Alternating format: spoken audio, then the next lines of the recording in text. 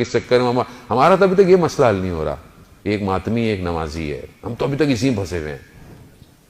آج عجیب نہیں ہے آپ کو؟ آپ کسی کو ابھی آپ کو غور سے بیٹھ کے دیکھیں نہیں، آپ کو کبھی یہ بات عجیب سی نہیں لگتی کہ وہ امام جس نے نماز کی خاطر قیام کیا ہو اسی کے لیے ہم ڈفرنس کریٹ کرنا شروع کر دیتے ہیں، امام نماز سے افضل، امام نماز سے افضل، نماز امام سے، کیسی باتیں ہیں یہ؟ جو شریعت کا پاسدار ہو، شریعت کی کوئی چیز جب وہ خود کہہ رہا ہے کہ یہ اللہ کا حکم ہے، ادا کرنا ہے.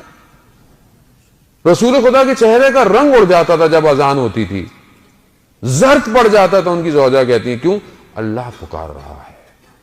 اور وہاں بیٹھے ہوئے کتنا نہیں نماز مسجد چلنے دو، جانے ہوتا. اصل دونوں کا ٹکراؤ نہیں ہے، دونوں ایک ہی ہیں. خوب نماز جب اپنے ٹائم پر کی جائے تو حسین ابن علی کی وجہ سے ادا ہو رہی ہے، اور اگر عزاداری کی جائے تو گویا آپ دوسرے ٹائموں پر نماز کو بچانے کا کام کر رہے ہیں.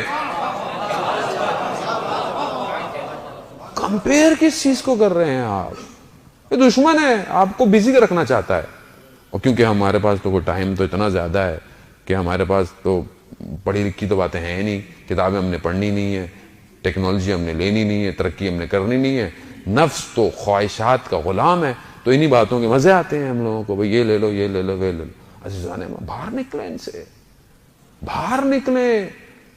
امام اتنا کچھ دینا چاہ رہے تھے، ہم نے آج تک ائمہ کی روایت سے کچھ بھی نہیں لیا.